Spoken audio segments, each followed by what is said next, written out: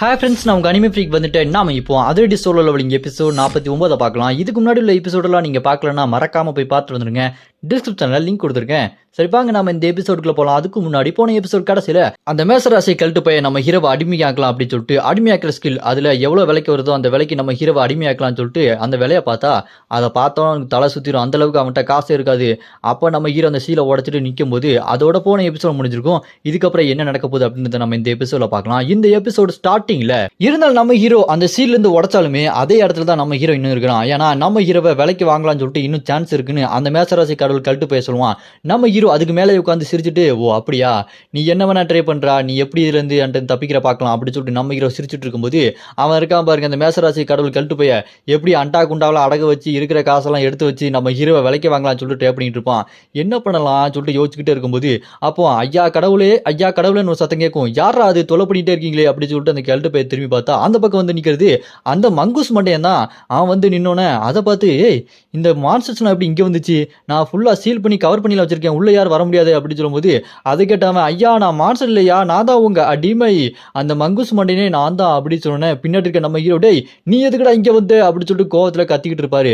இங்கே எப்படி நீ என்ட்ரான, இது ஃபுல்லாக பேரியரால் கவராக இருக்கு அப்படின்னு சொல்லும்போது அந்த மங்கூஸ் மண்டையன் அங்கேருந்து பேரியருக்குள்ளே வரும்போது சீலாக இருந்துச்சு, உங்கள் யாரையும் உள்ளே விட முடியாது அப்படின்னு சொல்லிட்டு காட்டுச்சின்னு சொல்லிட்டு சொல்லிட்டு இருப்பான். அப்போ அந்த ஃப்ளாஷ்பேக்கில் மங்கூஸ் மண்டையன் உள்ளே வர முடியாமல் தடுத்துட்டு இருந்த அந்த சீலை உடனே அந்த மங்கூஸ் மண்டையன், டே என்ன தெரியலையா, நான் தான்டா மங்கூஸ் மண்டையன், இங்கே மேசராசி கடவுளோட அஸ்டன்டா அப்படின்னு சொன்னோன்னே அது ஓப்பன் ஆயிடுச்சு, நான் உள்ளே வந்துட்டேன் அப்படின்னு சொல்லிட்டு அந்த ஃப்ளாஷ்பேக்கை ஷார்ட்டாக முடிச்சிருவான். அதை பார்த்துட்டு மேசராசி கடவுளும், இவன் என்ன இப்படி மாறிட்டான், டே என்னாச்சுடா உனக்கு அப்படின்னு சொல்லிட்டு கேட்கும்போது அதுக்கு அந்த மேசராசி கடவுளோட பாஸ் இருக்கான் பாருங்க அந்த மங்கூஸ் மண்டையன், அவன் கடவுள் அந்த கிழட்டு போயிட்ட சொல்லிட்டு இருப்பான், ஐயா நான் நல்லா தானையா இருந்தேன், அந்த லியோ இருக்கான் பாருங்க என்னை தோக்கடிச்சு என்னோட ஆத்மா ஒரு பொம்மைக்குள்ள அனுப்புனா, அந்த முயல் பொம்மையிலிருந்து அப்படியே எடுத்து இந்த மான்ஸ்டருக்குள்ள அனுப்பி வச்சுட்டான், ஒரு பொம்மை விட்டு இந்த பேரான் ஹெல்மெட் உடம்புக்குள்ள மாற்றி அனுப்பிச்சிட்டான், என்ன ஒரு பொம்மை மாதிரி ட்ரீட் பண்ணிட்டு இருக்காயா. அதை கேட்டு இந்த மேசராசி கழட்டு போய் அந்த மங்கூஸ் மண்டைங்கிட்ட, டே நீ மங்கூஸ் மண்டையா கரெக்டான டைம் தானே வந்திருக்க, உன்னோட கில்லில் நிறைய விலை மதிப்பான பொருட்கள்லாம் இருக்கும்ல, அது மட்டும் இல்லாமல் ஒரு கோல்டன் பாக்ஸ் இருக்கும், அந்த கோல்டன் பாக்ஸை நீ எனக்கு கொடுத்துரு, அதை வச்சு காசு பத்தாமல் இருக்கிற இந்த லியோவை நான் வாங்கிடுவேன், இவனை நான் வாங்கிட்டேனா இவன் எனக்கு அடிமையாயிருவான்டா அப்படி சொல்லிட்டு ஹா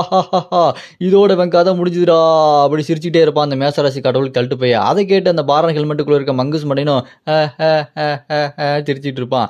சிரிச்சோடனே பின்னாடி இருக்க பார்த்தா நம்ம லியோவும் ஓட்டர்ஸும் அவங்கள அப்படின்னு சொல்லிட்டு சிரிச்சிட்டு இருப்பாங்க. அதை பார்த்துட்டு அந்த மேசராசி கடவுள் கழட்டு போய், டேய் நீங்க எதுக்கா சிரிக்கிறீங்க அப்படின்னு சொல்லிட்டு கேட்டோன்னே அதை கேட்டு நம்ம ஹீரோ, டே அவனை அடிச்சு அவனோட ஆத்மாவை வெளியே எடுத்ததுக்கு அப்புறம் முதல்ல அவனோட கில்டு பில்டிங் அடிச்சு துவம்சம் பண்ணண்டா, அவனோட அந்த கோல்டன் பாக்ஸை எடுத்துட்டு வந்தேன், அதை எப்படி திறக்கிறதுன்னு எனக்கு கரெக்டாக தெரியலையா, அதுதான் அந்த டாய்லெட் பாக்ஸாக நான் யூஸ் பண்ணிட்டேன் அப்படின்னு சொல்லும்போது வாயை பொழந்து, எனது அவ்வளோ விலை மதிப்பான ஒரு பாக்ஸை நீ டாய்லெட் பாக்ஸாக யூஸ் பண்ணுறியா அப்படின்னு சொல்லும்போது அந்த டாய்லெட் பேப்பரில் வச்சுருப்பாங்க பார்த்தீங்களா அந்த மாதிரி ஒரு ஸ்டாண்டாக வச்சிருக்கான், அப்படியே அந்த டாய்லெட் பேப்பர் மின்னிட்டு இருக்கும், என்னடா டி இப்படி பண்ணிட்டு இருக்கீங்க அப்படின்னு சொல்லும்போது இந்த பக்கம் அந்த மங்கூஸ் மண்டைகிட்ட, டேய் என்னடா நடக்குது அப்படின்னு சொல்லும்போது அதை கேட்டு அந்த மங்கூஸ் மண்டையன், ஏங்க அவன் இந்த மாதிரி பண்ணிட்டா அவன் தான் சொன்னானே அப்போ எதுக்குங்க என்கிட்ட கேட்குறீங்கன்னு சொன்னோன்னே அதுக்கு அந்த கழட்டு போய், அப்போ எதுக்குடா நான் சொன்னோன்னே சிரிச்சிட்டு இருந்தேன் அப்படின்னு சொல்லும்போது, ஏங்க நீங்கள் சிரிச்சிட்டு இருந்தீங்க, நீங்கள் சிரிக்கிறத பார்த்து நானும் சிரிச்சேன் அப்படின்னு சொல்லும்போது, டே மங்கூஸ் மண்டையா நீ என்ன ரொம்ப கடுப்பேத்துறடா அப்படின்னு சொல்லிட்டு அவன் போர்ட்டல் ஓப்பன் பண்ணி ஒரு மிகப்பெரிய ஸ்வாடை வச்சு மங்கூஸ் மண்டையை அடித்து குத்தி அப்படி பறக்க விட்டுருவான். அவன் மங்கூஸ் மண்டையை அடி வாங்கி சாகலாம் மாட்டான், மயங்கி விழுந்துருவான், ஏன்னா அது ஒன்றும் உண்மையான உடம்பு இல்லையே, அது வந்து ஒரு பொம்மை மாதிரி தானே, அதில் அடி வாங்கி கீழே படுத்துக்கிறப்ப அந்த மங்கூஸ் மண்டையன், இப்போ என்ன பண்ணுறது, என்கிட்ட வேற என்னென்ன பொருளாக இருக்குது, இந்த கிராப் கில்லோட இந்த சிம்மாசனத்தை நான் வித்துறவா, வேற எதெல்லாம் விற்று அடகு வச்சு இவனை வாங்கலாம், இவனை கண்டிப்பாக நான் வாங்கியே தீரணும், ஏதாச்சும் ஒன்று பண்ணி இவனை வாங்கணும் அப்படி சொல்லும்போது அங்கே பார்த்தா பேரசை கடவுள் எல்லாத்தையுமே வேற ஒரு டைமென்ஷன்லேருந்து கூட்டு வந்துருப்பான் பார்த்தீங்களா அந்த கழட்டு போய், அவங்க எல்லாத்தையுமே அடகு வச்சிருவான். அதனால அந்த சங்கிலியில் இழுத்து அடகு வச்ச அந்த பொருள் மாதிரி அவங்க அப்படியே உள்ளே இழுத்துட்டு இருக்கும். இது எங்கே இழுத்துட்டு போகுது அப்படின்னு பார்த்தா நரகம் தான். அதே மாதிரி தான் அந்த அடகு வைக்கிற பேராசை கடவுளும் அப்படியே உள்ளே இழுத்து அவங்க நரகத்துக்கு போயிட்டு இருக்காங்க. இவங்க எல்லாத்தையுமே அவன் அடகு வச்சு வித்துட்டான். அது அவங்க உள்ளே போயிட்டு இருக்கும்போது, டே கழட்டு போயில உன்னை நம்பி வந்தா பார்த்தியா, எங்களுக்கு இது வேணும்டா இதுக்கு மேலே வேணும்டா அப்படின்னு சொல்லிட்டு அவனுக்கு உள்ளே போயிட்டு இருப்பானுங்க. இதில் கொஞ்சம் அவனுக்கு காசு வந்துருக்கும், என்னடா அது காசு பத்த மாட்டேங்குது கம்மியாக இருக்கே அப்படி சொல்லும்போது லியோவோட ஸ்வாடு ஒன்று இருக்கும், அதாவது நம்ம ஹீரோட மோதிரமும் அந்த ஸ்வாடு ஒன்று இருக்கும் பார்த்தீங்களா, அதில் ஸ்வாடை வித்துருவான். ஸ்வாடை வித்தது மட்டும் இல்லாமல் அந்த மங்கூஸ் மண்டையா இருக்கான் பார்த்தீங்களா, அவனையும் விற்கிறதுக்கு ட்ரை பண்ணிட்டு இருப்பான். அவன் ஐயா என்ன விட்டுருக்கு ஐயா, நான் உங்கள் அடிமையா அப்படின்னு சொல்லிட்டு கெஞ்சிட்டு இருப்பான். அதெல்லாம் கொஞ்சம் கூட கேட்காத அந்த கழட்டு போய் அந்த மங்கூஸ் மண்டையை விற்கலான்னு சொல்லிட்டு ட்ரை பண்ணிட்டு இருக்கும்போது அந்த இடத்துல பயங்கரமான ஒரு கோல்டன் லைட் வெளிச்சம் வரும். மேலே இருந்து அப்படியே கீழே யாரும் வந்து இறங்குவாங்க, டம்னு வெளிச்சம் இறங்கினதுக்கப்புறம் யாருன்னு பார்த்தா அங்கே ஒருத்தன் வந்து நிற்பான். எல்லாருக்கும் வணக்கம். என்ன கவனமா கவனிங்க. நான் தான் காட் ரியாலம் சிஸ்டத்தோட ஏஜென்ட். இந்த ஏஜென்ட்டை மீறி எதுவுமே நடக்கக்கூடாது. நான் சொல்றத கவனமா கேளுங்க.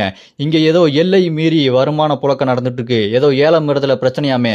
நான் இங்க வந்துட்டேன். என்னோட விசாரணைக்கு நீங்க கோஆபரேட் பண்ணணும். இங்க ஏதோ அத்துமீறி நிறைய பணப்புழக்கம் நடக்குது. நான் இப்ப விசாரணை ஆரம்பிக்க போறேன். ஆமா, அது என்ன அவனை சங்கிலி கட்டி விற்க பாக்குறீங்க அப்படின்னு சொல்லும்போது அதை பார்த்துட்டு அந்த கழட்டு போய் ஏங்க இது எல்லாத்துக்குமே காரணம் அந்த லியோ தாங்க.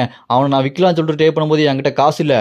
அவன் ரொம்ப மோசமானவன். அவனை எப்படியாச்சும் வித்து ஆகணும். அவனை விற்கல அப்படின்னா அவனை என்னோட அடிமை ஆக்கல அப்படின்னா அது ரொம்பவே கஷ்டமாயிரும் அப்படின்னு சொல்லும்போது அதை கேட்டு நம்ம ஹீரோ கடுப்பாயிட்டு டேய் கொஞ்சம் அமைதியா இருக்கியா, யாரா அவன் திடீர்னு எங்கே வந்து பேசிட்டு இருக்கான் அப்படின்னு சொல்லும்போது அதெல்லாம் உனக்கு தெரியாதுடா அப்படின்னு சொல்லிட்டு இந்த கழட்டு போய் ஏதோ ஒரு பிளான் பண்ணிட்டு இருப்பான். அப்போ அந்த ஏஜென்ட் வந்தான் பாருங்க ஆஃபீஸர் மாதிரி. ஓ, இங்கே இவ்வளோ விஷயம் நடந்துட்டு இருக்கா, இவன் தான் லியோவா, இவனை பார்த்தா ரொம்ப சக்திவாளி மாதிரி தான் இருக்குது. அப்படின்னா நீங்கள் உங்கள் ஃபைனான்ஸ் வேலையை ஆரம்பிங்க.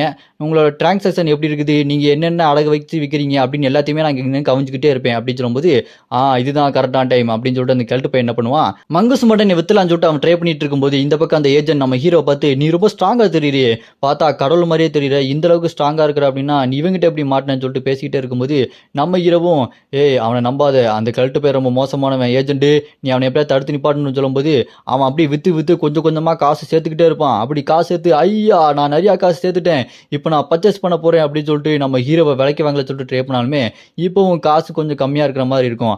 அது மட்டும் இல்லாமல் காசு கம்மியாக இருக்குன்னு சொல்லிட்டு ட்ரை பண்ணிட்டு இருக்கும்போது அந்த மங்கூஸ் மண்டையனை விற்று முடிச்சிடுவான். விற்று முடிச்சதுல என்ன ஆகும், அந்த மங்கூஸ் மண்டையனை விற்றனால இப்போ நம்ம ஹீரோ வாங்குற அளவுக்கு அவன்கிட்ட காசு இருக்கும். நம்ம ஹீரோ நான் இப்போ வாங்க போகிறேன்டா, நான் அவனை வாங்கிட்டேன்டா அப்படின்னு சொல்லும்போது உடனே டேய் நீ என்னை வாங்கிட்டியா அப்படின்னு சொல்லிட்டு நம்ம ஹீரோ சிரிச்சுட்டு இருப்பான். என்னடா நான் வாங்கிட்டேன், இவனை என்னோட அடிமையாகிட்டேன், அப்படி இருக்கும்போது இவன் எப்படி சிரிக்கிறான் அப்படின்னு சொல்லும்போது நம்ம ஹீரோ உடனே அங்கே முன்னாடி ஏஜென்ட் இருக்கான் பாருங்க அவங்ககிட்ட டே இங்கே பாருங்க ஏஜென்ட்டு அவன் என்னோட அடிமையை வித்துட்டான், அந்த மங்கூஸ் மண்டை என்னோட அடிமை அப்படின்னு சொல்லும்போது அதை கேட்டு அந்த கிழமை டே அவன் என்னோட அடிமைடா, அவன் மேசராசியோட பாசரா அப்படின்னு சொல்லும்போது அப்ப நம்ம ஹீரோ அந்த ஏஜென்ட் கிட்ட இங்க பாருங்க ஏஜென்ட் அந்த மங்கூஸ் மண்டை என்னோட அடிமை, இவன் எப்படி என்னோட அடிமையை விற்கலாம், மனுஷ உருவத்தில் இருக்கும்போது அவன் மேசராசியோட பாசா இருந்தான், அவன் மனுஷ உருவத்தில் இருக்கும்போது அவனோட ஆத்மாவை எடுத்து நான் பொம்மைக்குள்ள அனுப்புனேன், அப்புறம் அந்த பாரன் ஹெல்மெட்டுக்குள்ள அனுப்புனேன், அப்படி இருக்கும்போது அவன் எனக்கு தானே சொந்தம், அது மட்டும் இல்லாமல் அவன் கையில பாருங்க என்னோட மோதிரம் இருக்கு, இதெல்லாம் செல்லாது அப்படின்னு சொல்லும்போது அது கேட்டு அந்த ஏஜென்ட்டும் ஆமா நீங்க உங்க கையில அவனோட மோதிரம் போட்டிருக்கீங்க, அந்த மங்கூஸ் மண்டை அந்த பாரன் ஹெல்மெட்டு அவனும் உங்களோட சொந்தம் கிடையாது, அவன் இங்கே லியோவுக்கு தான் சொந்தம், இது ரொம்பவே தப்பு, இது விற்பனை தடுக்கப்பட்டது அப்படின்னு சொல்லிட்டு நம்ம ஹீரோவை வித்தது அப்படி தடுத்து நிப்பாட்டிட்டாங்க.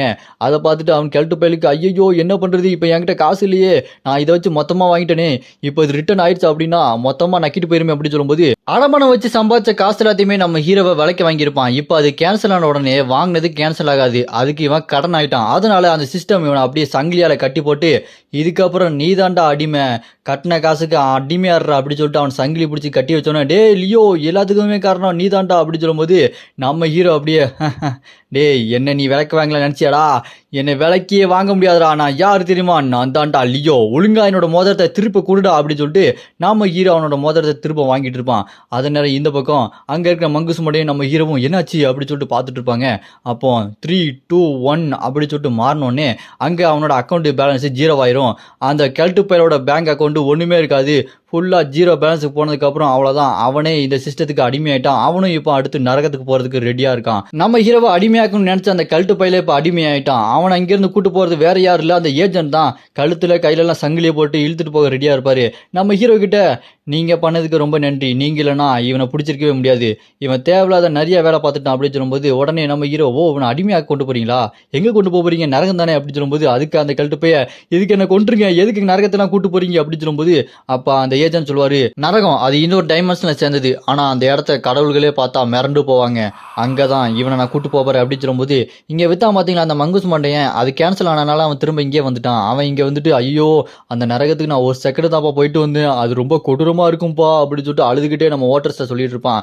அப்ப நம்ம ஹீரோ நீங்க பண்ணது எல்லாத்தையுமே நான் கவனமா கவனிச்சேன், இவன் நிறைய விஷயம் பண்ணியிருக்கான், இது எல்லாத்துக்குமே அவனுக்கு தண்டனை கிடைக்கும் அப்படின்னு சொல்லும்போது டேய் லியோ இது எல்லாத்துக்குமே நான் அவனை பழி வாங்குவேன், நீ இப்போ ரொம்ப என்ஜாய் பண்ணுறியாடா அப்படின்னு சொல்லிட்டு கோவமா பேசும்போது அதை கேட்டு நம்ம ஹீரோ டேய் பொத்துடா நீ இப்போ அடிமையானாலும் உன்னோட வாய் அடங்கலை பார்த்தியா அப்படின்னு சொல்லும்போது நம்ம ஹீரோ கிட்ட அந்த ஏஜென்ட் இங்கே பாருங்க இதுதான் காட் ரியாலமோட காயின்ஸு, இதுதான் அங்கே உள்ள கரன்சி, உங்ககிட்ட எவ்வளோ இருக்குது செக் பண்ணி பாருங்க அப்படின்னு சொன்னோன்னே உடனே நம்ம ஹீரோ கிட்ட 100 தான் இருக்கும். ஐயா என்ன 100 ரூபா தான் இருக்குது, இவனை என்ன பண்ணுறது, இவனை நீங்கள் விற்று இவனுக்கு பதிலாக காசை கொடுக்குறீங்களா என்கிட்ட கொடுக்குறீங்களா அப்படின்னு சொல்லிட்டு கேட்டுட்டு இருப்பான் நம்ம ஹீரோ.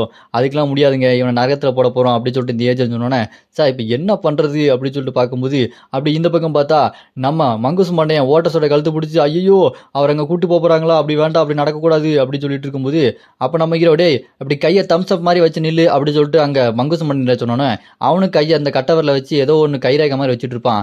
அதை பார்த்துட்டு அந்த மங்குஸ் மண்டையன் டேய் என்னடா பண்ணு அப்படின்னு சொல்லிட்டு நம்ம ஹீரோ கிட்ட கேட்டோன்னே, டேய் அக்ரிமெண்ட் போட்டாச்சுடா, இதுக்கப்புறம் நீ என்னோட அடிமை தான், அதுவும் ப்ராப்பரா நான் என்னென்ன சொல்றேனோ நீ எல்லாத்தையுமே கேட்கணும் அப்படின்னு சொல்லிட்டு நம்ம ஹீரோ கைரேகை வச்சு அக்ரிமெண்ட்டை போட்டு விட்டுருவான். அது கேட்டவன் டேய் இதெல்லாம் ரொம்ப தப்புடா, அன்ஃபேரான விஷயம் அப்படி சொல்லும்போது டேய் கவலைப்படாதடா, அந்த ஜேடு எம்பர் அவ்வளோதான், அந்த கல்ட்டு பைய அவன் கதை முடிஞ்சுது, இதுக்கப்புறம் அவனோட இடத்துல நீ கூட வரலான்டா அப்படின்னு சொல்லிட்டு இருக்கும்போது இந்த பக்கம் அந்த கல்ட்டு பைய அந்த மங்குஸ் மண்டையனை பார்த்து, என்னோட அருமையான அடிமையே நீ என் நிறைய நம்பிக்கை வச்சிருக்கல, இந்த செயினெல்லாம் அவுத்து விட, என்னை ஃப்ரீ பண்ணி விட அப்படின்னு சொல்லும்போது மங்குஸ் மண்டையன் கையை முறுக்கிட்டு அந்த கல்ட்டு பையன் மூஞ்சிலேயே ஓங்கி ஒரு குத்து விட்டுருவான்.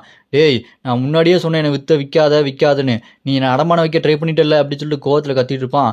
அப்போ திடீர்னு அங்கேருந்து போர்ட்டல் மாதிரி ஓப்பன் ஆகிட்டு இருக்கும். ஓப்பன் ஆகிட்டு அங்கே பார்த்தா சிம்மாசனம்லாம் இருக்கும்.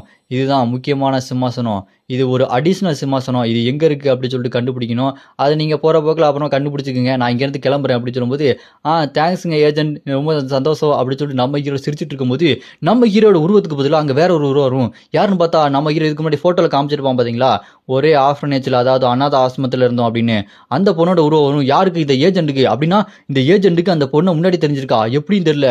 அவரும் சரிங்க உங்களை பார்த்துல ரொம்ப சந்தோஷம், நானும் கிளம்புறேன் அப்படின்னு சொல்லும்போது அங்கே பார்த்தா இங்கே மங்குஸ் மண்டையன் சங்கிலி எல்லாத்தையுமே பிடிச்சி அந்த கல்ட்டு போய் மூஞ்சிலே காலை வச்சு மிதிச்சிட்டு இருப்பான். மிதித்துட்டு டேய் எதுக்காக இந்த சிம்மாசனத்தை நீ அடையணும்னு நினைக்கிற, எதுக்காக லியோவை நீ அடிமையாக்கணும்னு நினைக்கிற அப்படி சொல்லும்போது இங்கே பாரு என்னை ரொம்ப கோவப்படுத்தாத, இங்கே எல்லாத்துக்குமே ஒரு சிம்மாசனம் இருக்குது, அந்த சிம்மாசனத்துக்கு ஒரு மாஸ்டர் இருப்பாங்க, அதில் கால்ட்ரியாலமில் தேவையில்லாத நிறைய சிம்மாசனம் இருக்குது, அதில் ஓபிசஸ் கார்டு தான் ஒரு முக்கியமான சிம்மாசனம், அந்த சிம்மாசனம் எங்கே இருக்குது தெரியுமா அப்படின்னு சொல்லி பேசிகிட்டே இருக்கும்போது அங்கே இருக்க ஏஜென்ட் லியோ அவனை பேச விடாதீங்க, அவன் ரொம்ப பேசிகிட்டு இருக்கான், இது ரொம்ப தப்பான விஷயம் அப்படி சொல்லும்போது இல்லை நான் பேசுவேன் அப்படின்னு சொல்லிட்டு அவன் கத்திட்டு பேச ட்ரை பண்ணும்போது அப்படியே அவன் வாயில் மூஞ்சிலேருந்து அப்படி வெளிச்சம் வந்து அவன் உடம்பு அப்படி வெடிச்சு சதறிட்டு இருக்கும். உண்மையாக சொல்ல போகிறான் அப்படின்னு சொல்லிட்டு அந்த உண்மையை தடுத்து நிப்பாட்டுற மாதிரி ஏதோ ஒரு சக்தி வந்து வெடிச்சு சதற மாதிரி இருக்கும். அவ்வளோதான்.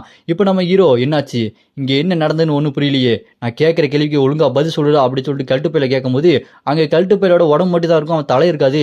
நம்ம ஹீரோ இதெல்லாம் பார்த்துட்டு இங்கே என்ன நடக்குது அப்படின்னு சொல்லும்போது திடீர்னு பார்த்தா டிஸ்ட்ராக்ஷன் இனிஷியேட்டட் அப்படின்னு சொல்லிட்டு ரெட் கலர் போட்டல் மாதிரி ஏதோ ஒன்று வந்து அங்கே எல்லாத்தையுமே உள்ள எழுத்துட்டு இருக்கும். அது ஒரு பிளாக் ஹோல் மாதிரி எல்லாத்தையுமே எழுத்துட்டு இருக்கும். அதை பார்த்துட்டு அந்த மங்குஸ் மண்டே ஐயோ நான் இதுக்கு முன்னாடி இதை பார்த்துருக்கேனே, இது உள்ள இழுக்குது, என்னை காப்பாத்துங்க.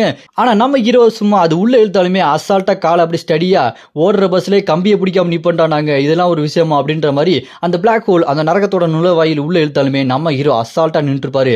அப்படி நின்று இருக்கும்போது அங்கே ஓட்டர்ஸ் ஐயோ காப்பாத்துங்கடா செங்கோடா புடிங்கோடா அப்படின்னு சொல்லிட்டு பறந்து போய் அந்த போர்ட்டருக்குள்ளேயே போயிடுவான். அங்கே நம்ம ஓட்டர்ஸும் போயிடுவான், அந்த மங்குஸ் மண்டைன்னு போயிடுவான். அதை பார்த்து நம்ம ஹீரோ ஐய ஓட்டர்ஸை மறந்துட்டானா போச்சுடா அப்படின்னு சொல்லி நம்ம ஹீரோ பயங்கரமாக ஒரு ரியாக்ஷன் கொடுப்பான். அங்கே இருக்க எல்லாருமே அந்த போர்ட்டல் அப்படி உள்ளே எடுத்துகிட்டு போயிடும். இதோட இந்த எபிசோடு இங்கே முடியுது. இதுக்கப்புறம் என்ன ஆக போகுது, நம்ம ஓட்டர்ஸும் நரகத்துக்கு போயிட்டான், மங்குஸ் மண்டையன் நரகத்துக்கு போயிட்டான். இதுக்கப்புறம் அவங்க எப்படி வெளியே வர போகிறாங்க அப்படின்றத நம்ம அடுத்த எபிசோடில் பார்க்கலாம். அடுத்த எபிசோட நான் ஆல்ரெடி அப்லோட் பண்ணிட்டேன், டிஸ்கிரிப்ஷனில் லிங்க் கொடுத்துருக்கேன்,